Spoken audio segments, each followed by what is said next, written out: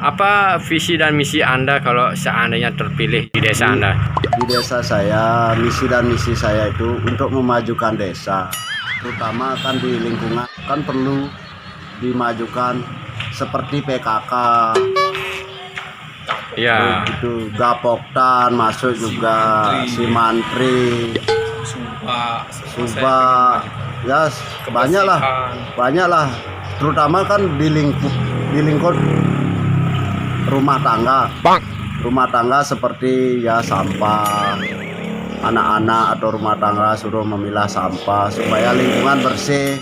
Soalnya sekarang itu musim hujan dan nyamuk-nyamuk tuh seperti nyamuk Aedes aegypti itu kan banyak sekali, anak-anak juga gitu.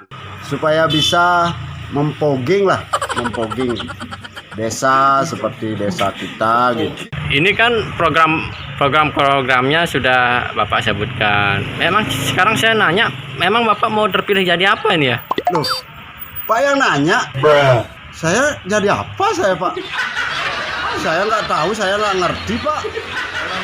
Orang Bapak yang nanya kok. Saya kan jawab. Saya jangan jawab aja. Astaga.